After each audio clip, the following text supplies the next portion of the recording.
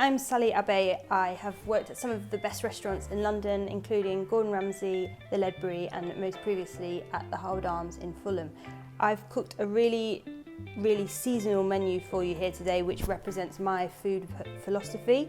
So I really love to cook food that is super seasonal, bags of flavour, keep it simple and just let the produce do the talking. So for a starter, you've got a charred mackerel with pickled spring vegetables and dill. Then for the main course, we've got a roast poussin with wild garlic puree and asparagus. That's to go with some buttered new potatoes. For dessert, we've got a buttermilk pudding with fresh strawberries, chiffonade mint and strawberry soup. And then we've got a lovely Clough Street Chenin Blanc to wash it all down. At Banquist, we're always going to provide you with some super seasonal premium ingredients. So I'm just going to give you a little rundown of what we've got here for you today. So to start off with, we're going to do some charred mackerel. So we're going to cure it in salt and sugar. This is lovely, fresh, line-caught mackerel. To go with that, we're going to make a buttermilk dressing. So we're going to have a nice creamy dressing with some buttermilk, some horseradish and some lemon. And then this will be split with some dill oil, which we've pre-made for you. So basically we blend the dill with some grapeseed oil and it gives it a really nice, beautiful green flavour, super strong of dill, really nice to split that creamy sauce.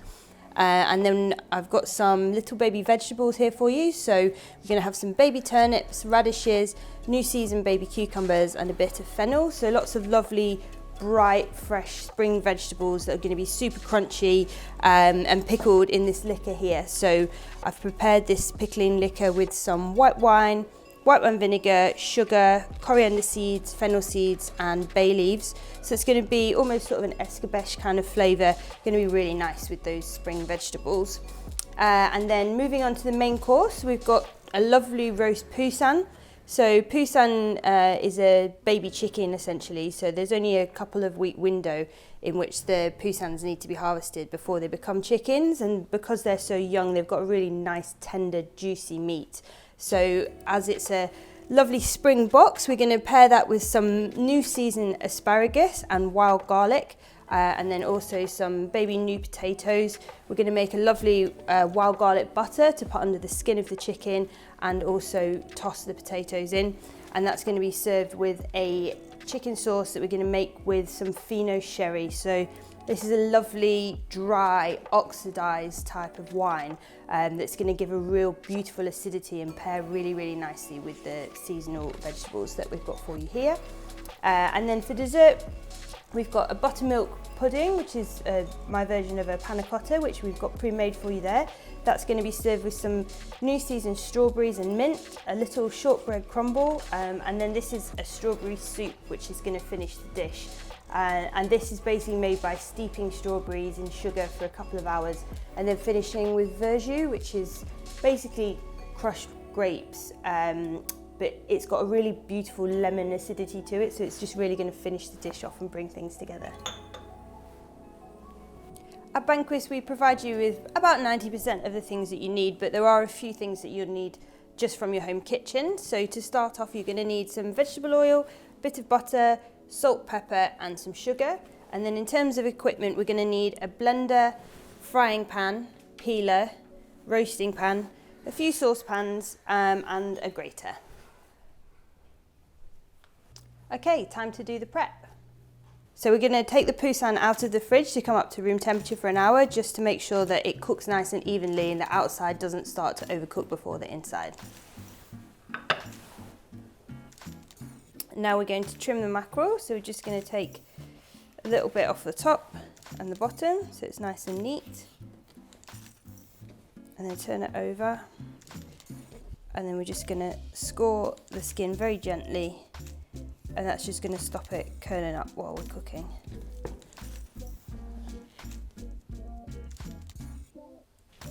So I'm going to teach you a little technique here. We're going to cure the mackerel with salt and sugar. So we're basically going to mix together equal quantities of sugar and salt. Give that a little stir.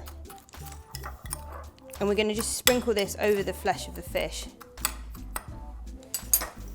So what this is going to do is going to cure it. So essentially it's going to start to cook the fish a little bit from the underside, so that when we do pan fry it, we literally only need to give the skin a crisp and the bottom side is ready to eat. So it's going to give it a lovely seasoning, salty, sweet, and it's just going to make it really, really delicious. So you don't need to go crazy.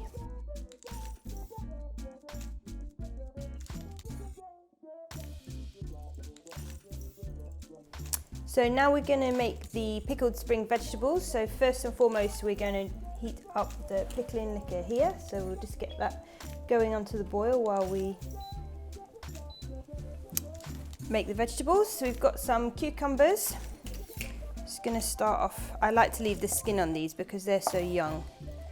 The skin's actually quite nice. And then we're just going to cut them on a bias like this. What's your favourite season to cook in? Spring has to be the best season to cook in, to be honest. It's just, you know, you've spent all those months with root vegetables, just bored to the back teeth of parsnips and carrots, and then all of a sudden you get all these lovely, you know, asparagus, wild garlic, Jersey Royals, morels, all of this stuff comes in season. It's just so exciting. And then the radishes, we can just do these in halves. So a few of those. Like that. And then the turnip, we're going to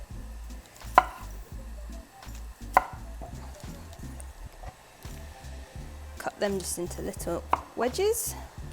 Your turnips might be a little bit smaller than this, so they'll be baby ones. But so you can either cut into little wedges or you can cut them the same way you cut the radishes, like that. Cool.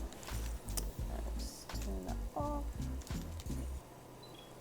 So that's up to the boil now, and the last thing we're going to do is the fennel. So you're only going to get half a fennel in the box, which will be more than enough for 2 people. Just cut the trim off like that, and then again just going to do lovely little wedges like that. You want as much surface area as possible on the vegetable so that the pickle has the chance to permeate all the way through the vegetable.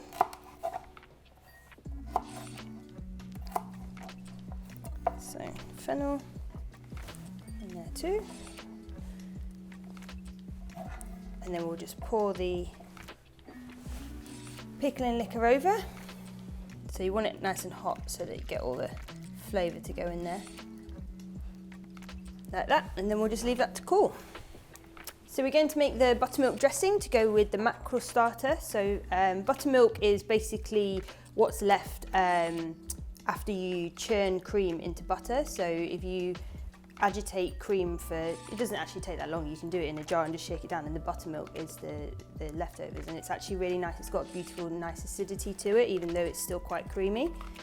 So for 2 people, you're going to want about 100 mils of that. And then we're going to add some horseradish cream. So I find horseradish, buttermilk and mackerel is just literally a match made in heaven. The fish is really oily in a really good way, and then you've got the creaminess of the buttermilk and the sharp acidity of the horseradish, and it just all goes together super, super nicely. So put a nice spoon of that in there. And then I always like to just grate a little bit of fresh horseradish in as well. I just think it gives a really nice extra zing to it.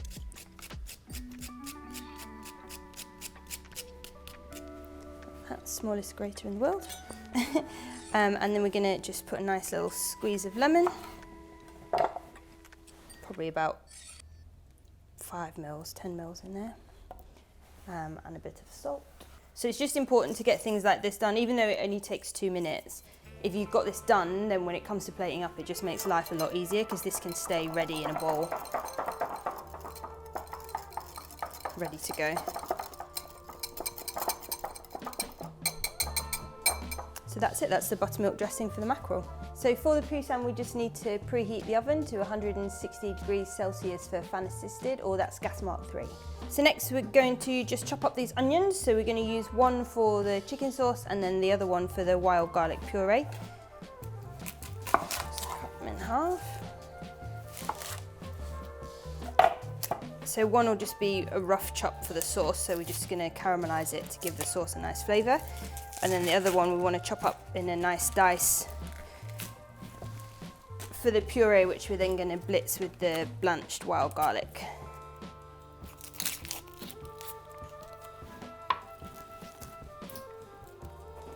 So wild garlic comes into season in March and stays around till about May or June, and it's just got beautiful fresh garlic flavour. We're going to put some whole garlic cloves in there as well, just for a little bit of extra oomph.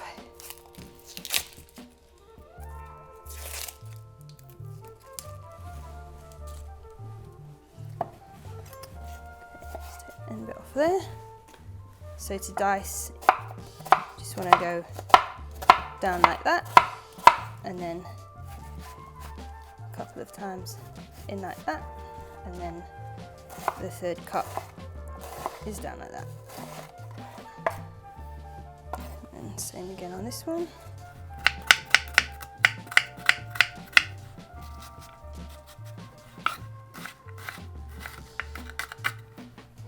Okay, so that's ready to go for the puree.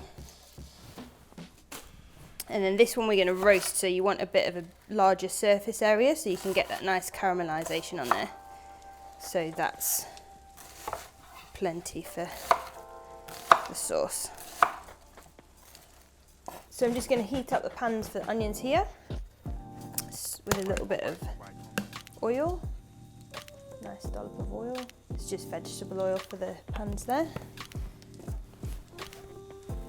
So for the sauce we want to get a nice caramelisation, so we want that nice and hot. But for the puree we want to keep the onions white, so we're just going to get a medium heat there.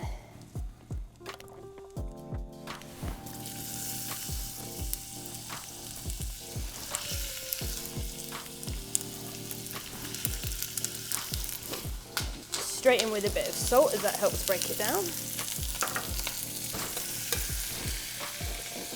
So keep that moving, so we're not going to get any colour on there, or just literally nice sweat down.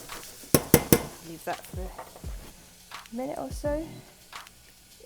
Okay, so we sweat those ones down, and then we're going to get this one nice and hot before we go in with the onions. So you can see it's just starting to smoke there. Just be careful when you put it in, because obviously it does tend to spit. I'm going to just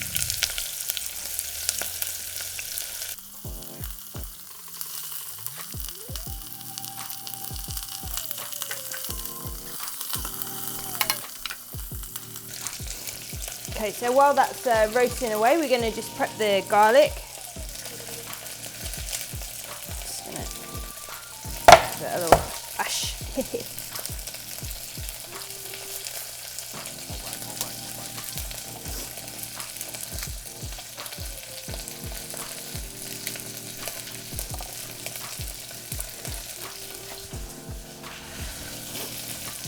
So we'll put a couple in the sauce and then a couple in the puree.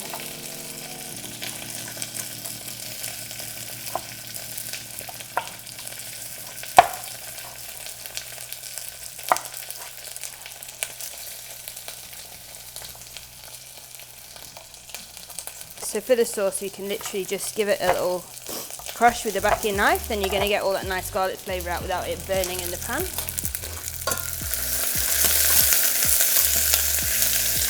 starting to get that nice caramelisation on the onions there, and these ones are just sweating down in their own juices.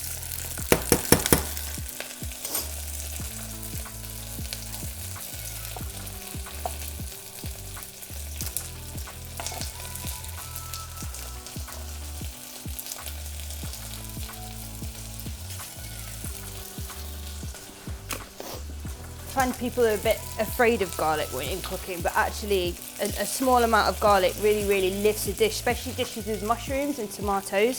Garlic really brings out the flavours, and you don't need to put masses in. You know, most of the time you wouldn't even know it was there. Certainly not enough to want to make anyone's breath smell, so they can just go in there.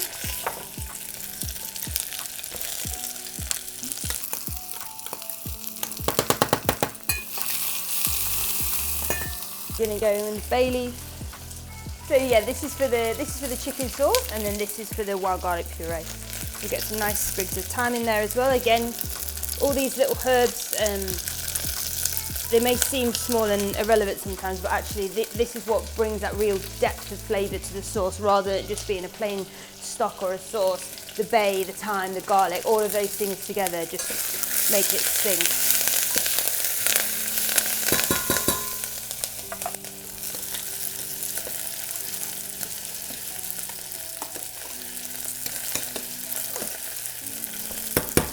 So these onions here, we're trying to caramelise them, and we're trying to get that real lovely roasted onion flavour, and that will bring nice depth to the sauce, which is going to be with the roast chicken. Whereas these onions, this is what's so great about onions, they're just so versatile. We're going to cook these down softly and gently, and then what we're going to do is draw the sweetness out of that onion, and that's what's going to go very nicely with the wild garlic and the puree.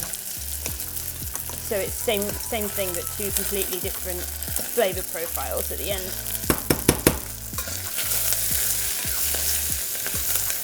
So we've got some lovely colour on there now. And we can go in with the Vino Sherry, so oxidised wine essentially. Has a really beautiful depth of flavour, and it's going to really bring out the flavour of the chicken. So we'll get that boiling away and reduce right down, and that's going to draw all the lovely flavours out of the onion now.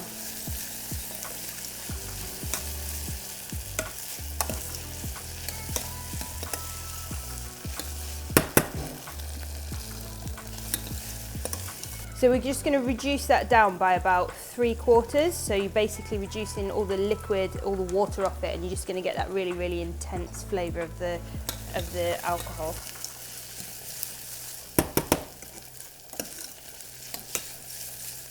What's your favourite dish to cook at the Harwood? What you eat on the menu? I think probably my favourite thing to make is the venison Wellington, just because it's kind of become my signature, and it's an awful lot of work, but once you see it cooked and ready to eat, it's worth the wait. It's the sum of its parts, definitely.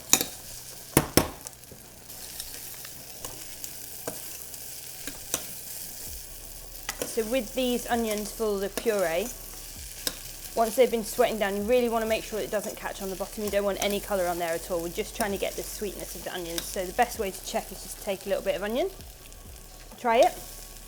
If it's soft and sweet, then it's ready to go. If it's still got a little bit of acidity and bite, then you just want to give it a couple more minutes basically. So that they're ready to go, and we're going to go in with some double cream.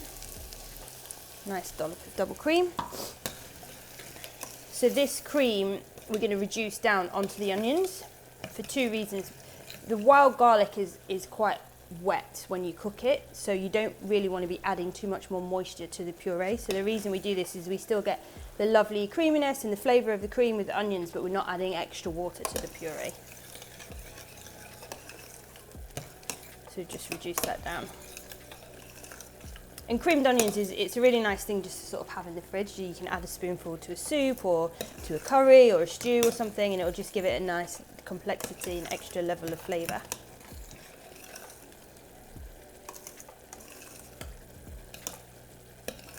Let that come down. So this is reduced by about 3/4 now. You can see it's starting to get nice and thick. So when that's reduced down 3/4, we're going to go in with the chicken stock. That's going to be the basis of our sauce. So you see it's thickening, starting to go glossy.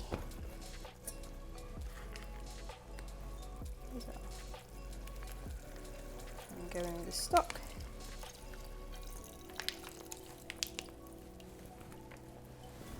So we'll bring that back up to the boil and then reduce it down to sauce consistency. And then these onions, you'll see once the cream started to reduce nicely, that the cream will coat the onions rather than separating away from it.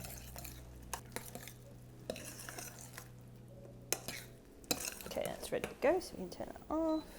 Foiled by induction stove, so I can leave that one there for now. Okay, so we've got the creamed onions ready to go for the wild garlic puree, which we can make next, and then we're just going to leave this ticking over here to reduce down a little bit, and then we'll sieve it off once it's at the right consistency.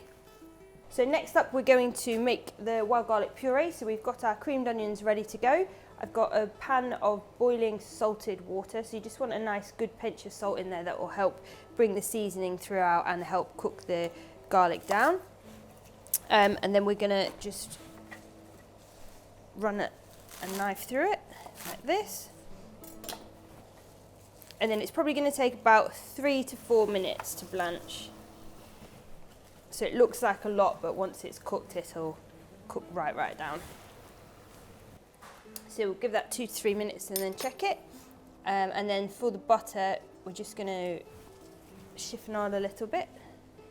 So versatile wild garlic. It's such a beautiful, lovely English thing. You don't even need to buy it from a supermarket. Most of, you just walk into any field in the middle of summer and you can smell it from a mile away. It normally grows in like woodlands and where it's quite wet. This puree, you could also take the idea of it and turn it into a soup. So you just let it out with a little bit of chicken stock or just vegetable stock if you're vegetarian, and blitz it up and make it into a gorgeous summer soup. So that's going to be, we're going to mix that through the butter.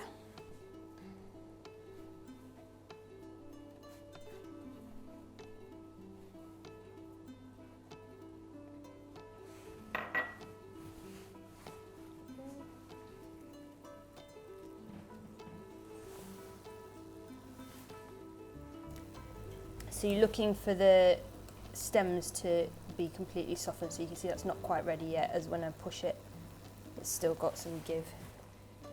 It needs to be completely cooked all the way through in order to get the puree nice and smooth.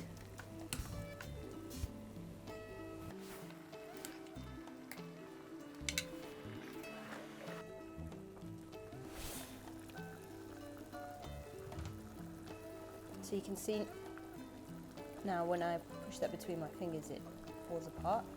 That means it's ready to be blended. So I've got a colander just over a container here, so we're going to strain that off. We want to strain as much of the water out of it as possible, otherwise we're going to end up with a soup rather than a puree. So that's been 2 to 3 minutes. So give that a nice squeeze. And then into the blender. Oops. Oh.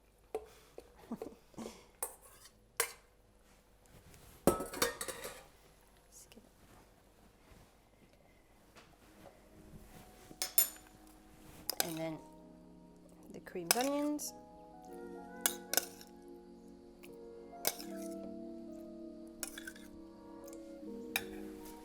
I'm just going to blend that up.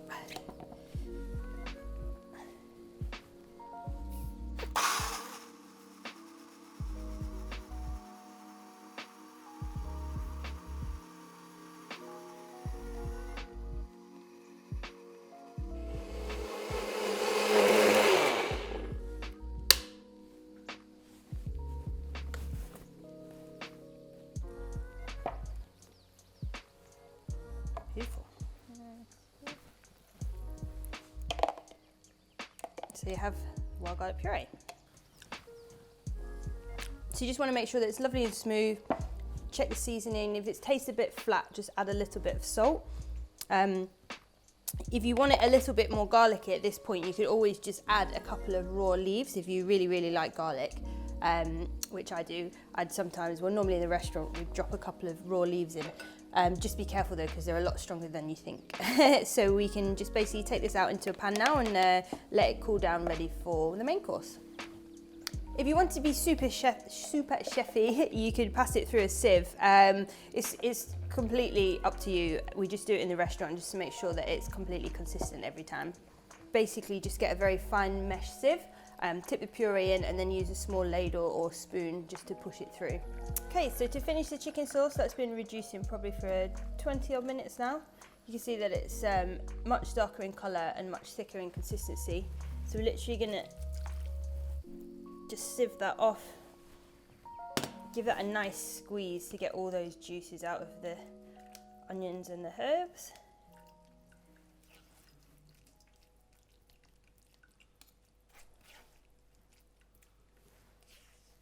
Get all that through.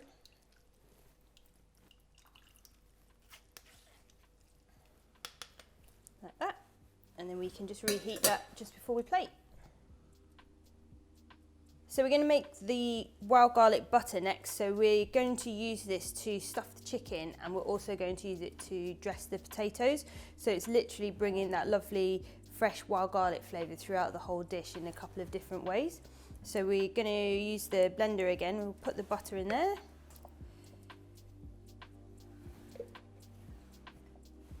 And then we'll just put 1 clove of garlic, a little bit extra flavour. And then we're just going to put this wild garlic that we chopped up earlier in as well.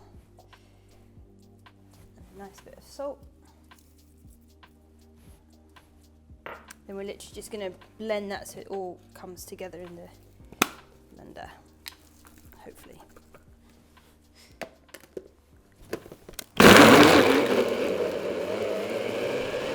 Okay, fantastic. So you can see that's all blitzed together. You've got a lovely bright green butter there. So again, you can use this butter for loads of things. I mean, it'd be nice just on toast, to be honest, but you wanted to put it in a jacket potato. It'd be nice if you were feeling adventurous and you had some snails, it'd be nice. Be nice accompaniment just on a steak with steak and chips, to be honest. You could also just keep it in the freezer and then use it to add to recipes later on. So next we're going to move on to the Poussin. So it just comes with this little bit of elastic on that we can take off in order to stuff it. So I'll just get rid of that. So what we need to do is we're going to put some of this butter under the skin to get that garlic flavour going throughout. So you can see the flesh and the skin here, and you just really want to carefully get your fingers in and just loosen the skin. Just want to do it nice and gently, don't be too rough with it because you don't want to tear it, but it will come away. And then we're just going to get some of this butter, push it under the skin, like that. And then we can sort of massage it onto the chicken. I mean, obviously this will melt as it's cooking, but it's more to impart the flavour from the garlic and the butter, like that. And then it will just season the chicken liberally. Putting the salt on the skin is going to help the skin crisp up nicely as well, so put a little bit in the cavity. And I always like to put a little bit of lemon in there as well, so we've got some left over from before. Just put a little lemon in there.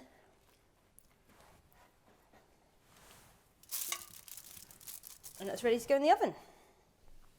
So the Banquist sommeliers have prepared this Kloof Street Chenin Blanc from the Swartland region of South Africa to go with the baby chicken.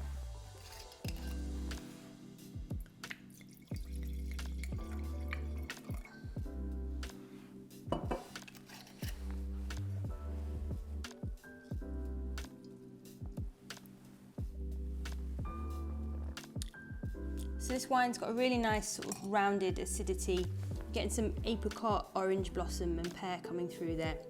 It's going to go really, really nicely with the chicken, asparagus and wild garlic. It's got a nice freshness to it, quite rounded, not too acidic actually.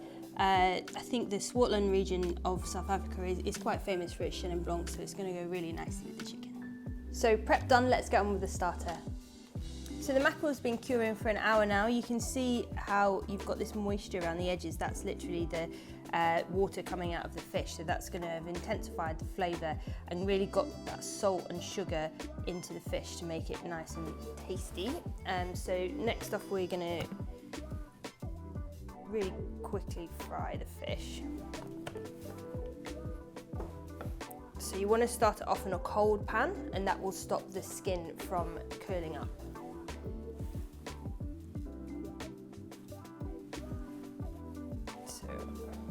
Pan, just brush off any extra salt. Okay, so I've turned that up to quite a high heat to start off with, so it comes from cold up to hot straight away. as the fish is already cured, we're not actually looking to cook it all the way through. We just want to get a nice crisp skin on there, so the underside is pretty much already taken care of itself. So while we're just waiting for that pan to get hot, we can strain off the pickled vegetables ready so they're nice and dry. So they should have taken on the flavour of the pickle. I mean, nice, quite tart now as well. Okay, so you want to get the pan nice and hot, and then you can just apply a little bit of gentle pressure to the fish, and that will ensure that it gets crispy all the way along the skin.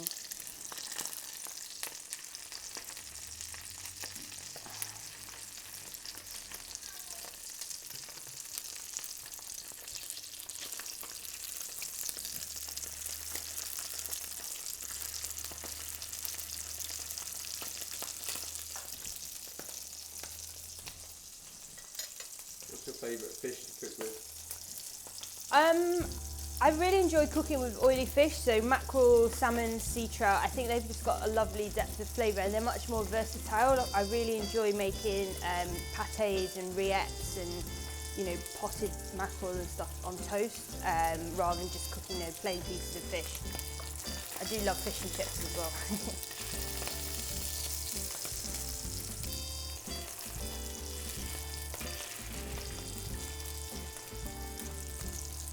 So you can see just around the edges it's starting to go golden. You can just have a quick look and see it's very nearly there. A tiny bit more char on it.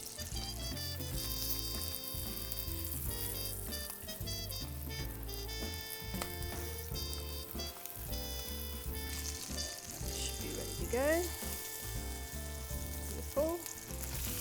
So even though this looks raw, it's been cured, so it's perfectly safe and fine to eat, because the curing process will have basically got rid of any bacteria that might have been there.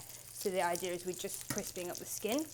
So you can see it's all started to go nice and golden on the edges, and you can be really careful with a little lifter and have a look and see where it's ready.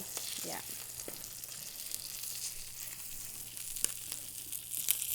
Cool. And then just carefully slide under, flip it out like that. So you've got a nice crispy skin.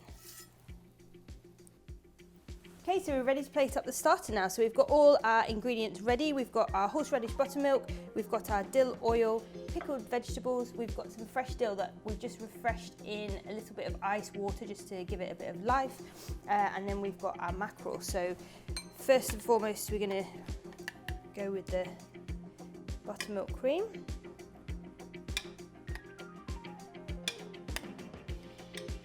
So we've got the plate off competition, so I will be judging whoever plates the dishes best from this Banquist box. So a lovely bit of buttermilk, and then we're just going to split that out with this dill oil.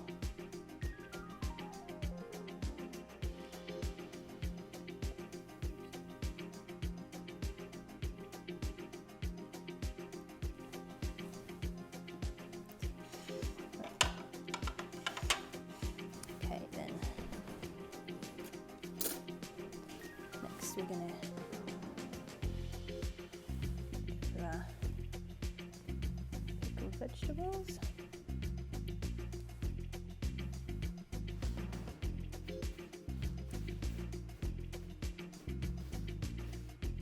Lovely spring on a plate.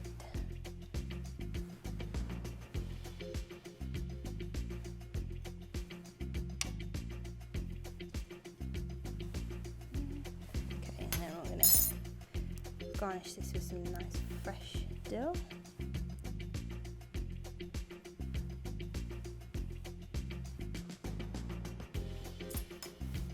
Finish off with our mackerel.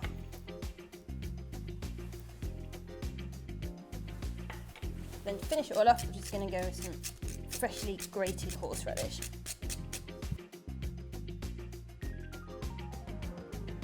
So now the poussin is ready to go in the oven. It's going to go in at 160 for about 40 minutes, and then it's going to have time to rest. So we'll go in the oven just as you're just about to eat your starter.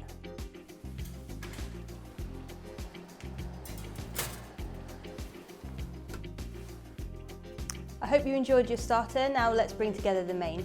So we're moving on to the main course now. The Poussin is still just in the oven. So first of all, we're going to get the potatoes on the go. So we'd like to give you Jersey Royals, but it's been very cold. So these are new potatoes, which are equally as good in flavour. So we've just put some water, salt, and then I've just put a sprig of thyme and a cracked clove of garlic in there. Again, just using those aromats to get flavour into everything as much as possible. So we'll get them on a medium heat, and they'll probably take about 20 minutes to cook. And then we've got some boiling water on the go for the asparagus, which we're now going to prep.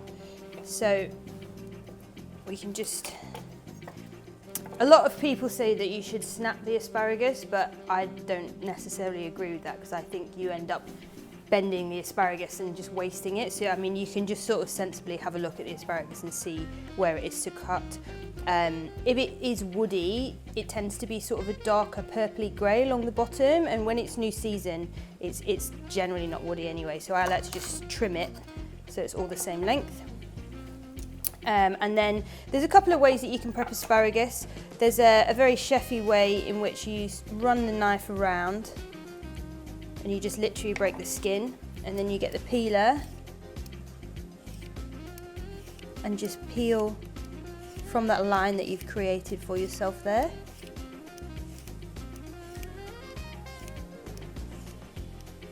So if you wanted a real sort of fine dining posh experience, feel free to do that.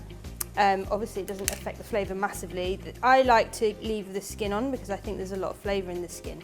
So what I do in the restaurant is I just take off these little points just to expose that lovely green stalk of the asparagus. Like that. So we're just going to do that on the rest of them. So I think asparagus is, you know, probably the most wonderful spring vegetable that comes from the UK. You know, it's one of the things that the UK is the most famous for. I don't think green asparagus, certainly, you get as good as you do here anywhere in the world. There's fantastic farms in Kent and also in the Wye Valley.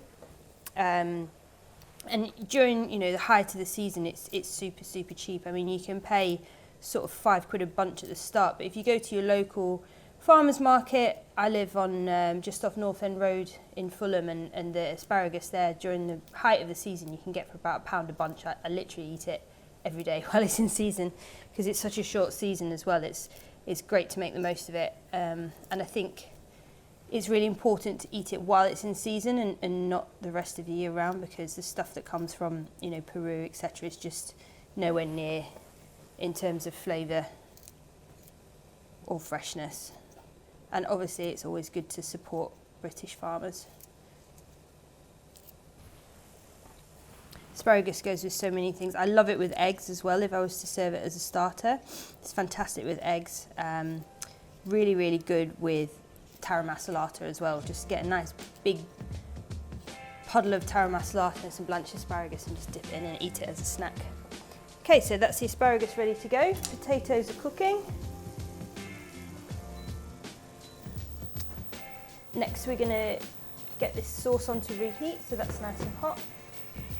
So we're just going to chop a few chives to finish the asparagus off with. When most people chop chives and things like this, they hold it like this, but I've got really small hands, so top tip for ladies, just use your thumb. And you can use that as the guide rather than chopping your nails off.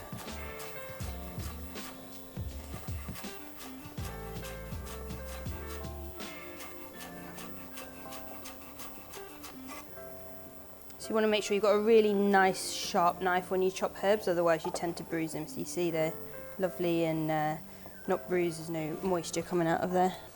So we've got everything set up ready to go here. We've got the sauce getting hot, the puree, water on for the asparagus, and then the potatoes are a couple of minutes away from being done. You want to make sure they're completely cooked through. Nobody likes a crunchy potato. So just check them with a little knife. If it goes through easily, then they're ready. So that's it's just piercing the skin, but it's still a bit of resistance in the middle, so we'll give them a bit longer. And now the Poussin should be ready to come out the oven and rest. So here's the Poussin out of the oven now. It's cooked for exactly 35 minutes. You can see that the skin's got nice and crispy. That's what the salt on the outside helps that to do, and you can see all that lovely butter's gone all into the breast there. You can also use a thermometer just to double check the temperature. You want it to be about 62 to 65 degrees to make sure it's properly cooked, but 35 minutes in a fan assisted oven should be more than enough for a Poussin, so we're just going to let that rest. Okay, so we're almost ready to go with the main course. So next job, we're going to just quickly blanch the asparagus. You want a nice big pot of boiling salted water here. The salt's really important because obviously it seasons it and it also helps to keep the asparagus green. And you want to have a nice big pot so that it cooks evenly. The faster you cook a green vegetable, the greener it stays. So that's why you need a big pot of water, so it's got room to move around. So we'll pop that in. That will take about 3 minutes. And then while that's cooking, we're going to just drain off these potatoes that are ready now.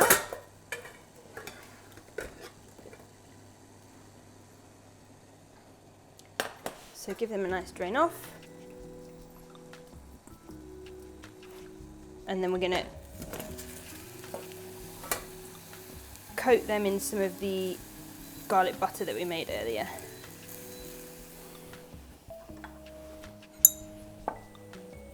So nice big blob of that. Just get that gorgeous wild garlic flavour all around. Like that. So we can leave them in the pan so they'll stay nice and hot while we get everything else ready to go. So while the asparagus is cooking, we can carve the chicken as well.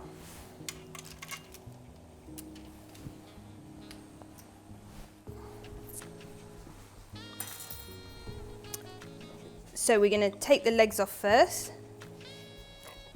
Oops. You're going to get some lovely garlic butter melting out here. So that the leg, if it's cooked nicely, it should literally just pop off like that, and then spin it around. Same thing on the other side. So you've got 2 legs like that. And then we're going to carve the breast. So you just want to feel for the spine, and you're going to go either side of the spine with your knife.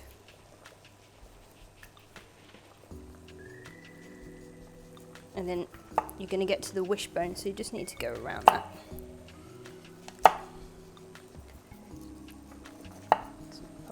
The lemon out to make life a bit easier. So once you've got carved down the middle, I always turn it around, and you're going to go back. Just gently run your knife, making sure you're keeping your knife next to the carcass of the chicken, and then you're not going to lose any meat. Smells so good. Okay, I've got one.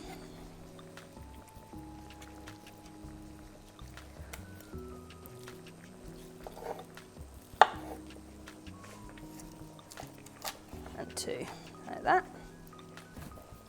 So we'll get this asparagus out of the water now.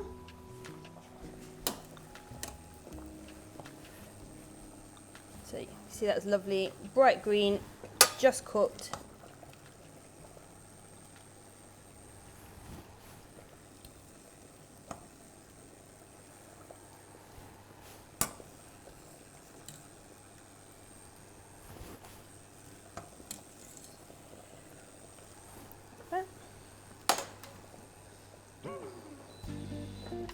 Okay, and now we're ready to plate up. So just before you eat, just want to bring these up. So this wants to be just warm, not too hot, because it will catch on the bottom of the pan. And then just bring your sauce back up to the boil also. Okay, so we've got the puree here. So we're going to do a nice swipe of that, and then a nice big dollop for the asparagus to sit on as well.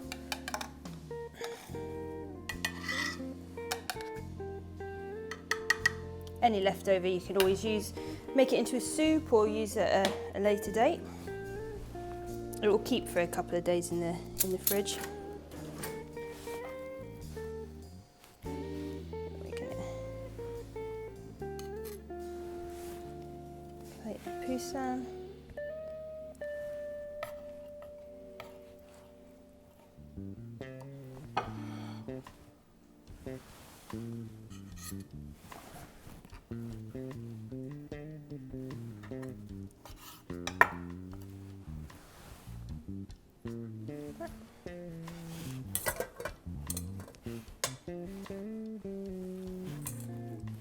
Actually gonna get some of this lovely chickeny juice on the asparagus here.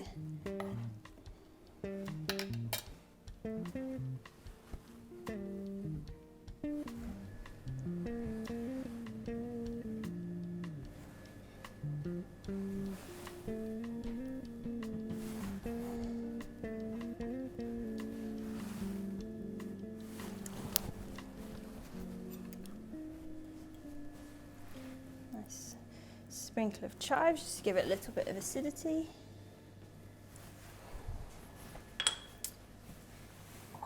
And then these new potatoes we're just going to serve in a bowl on the side.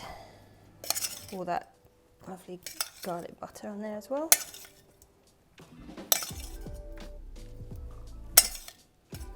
And then everyone can just help themselves to that.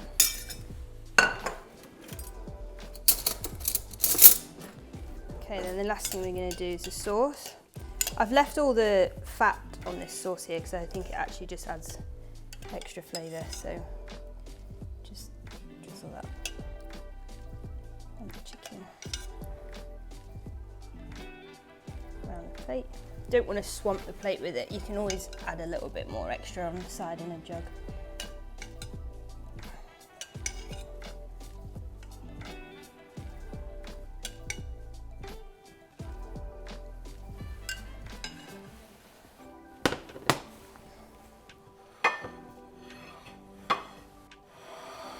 Here you've got roast Poussin with new season English asparagus and wild garlic.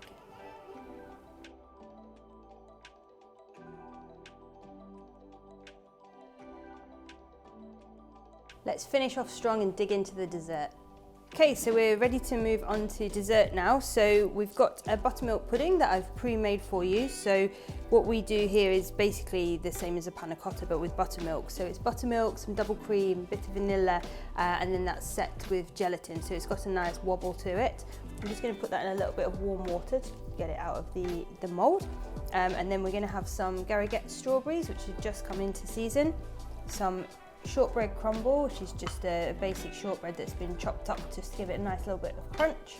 And then this is what kind of brings the dish all together. It's a strawberry soup. So we've basically taken some strawberries and steeped them in sugar over a gently simmering pan of water, and that basically leaches all the gorgeous flavour out of the strawberries and makes a little syrup. To that we then add the verjus, which is made from pressed grapes, and it gives it a really nice acidity without being too sort of citrus. And then that's just going to get finished off with some lovely fresh mint leaves. So first of all we're going to get this panna cotta out of the container, hopefully. So just warm that ever so slightly. And then we'll place that upside down on the plate.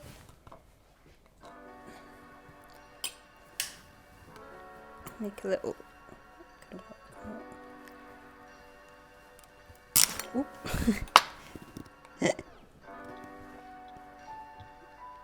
Go. Panna cotta's out. So next we'll cut up some of these lovely strawberries.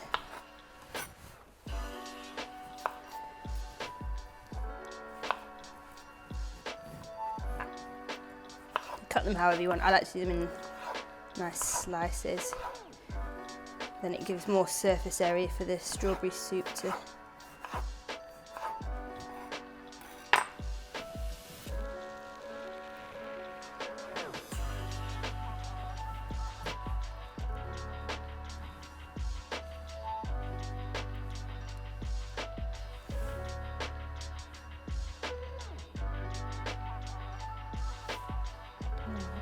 So this is a really simple dessert, really nice for spring, start of summer. Strawberries around like that. I'm just going to take some of these lovely mint leaves, just give it a nice bit of freshness.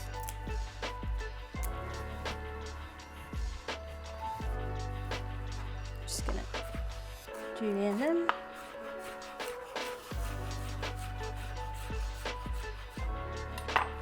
All over the top. Don't be shy with the mint, it gives it extra level of flavour.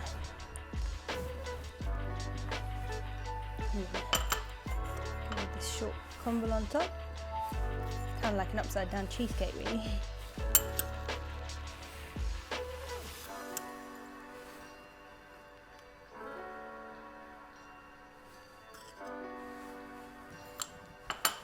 Okay, then the last thing we're going to do is pour this strawberry soup all around.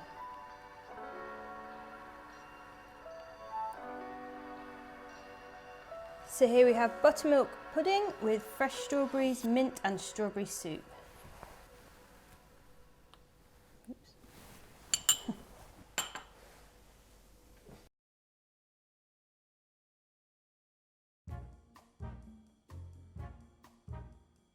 I think my favourite flavour of crisp is probably Flaming Hot Monster Munch. I also really like knickknacks and quavers. My favourite restaurant at the moment I think is probably Trinity in Clapham. Me and my husband have been there quite a lot over the last couple of years and it just keeps getting better and better. My death row meal would have to be venison Wellington with truffle mashed potato. I think the 3 guests that I would like to my dinner party would be Michelle Obama, Emmeline Pankhurst and Sylvia Plath. The worst injury I've ever had, I actually took my knuckle off on a meat slicer and I had to have my finger completely cut open and re-sewn together in order to make up for the missing piece of skin. So I was out of action for quite some time and it hurt a lot. So use the guard on the slicer. Thank you very much, Sally. Thank you.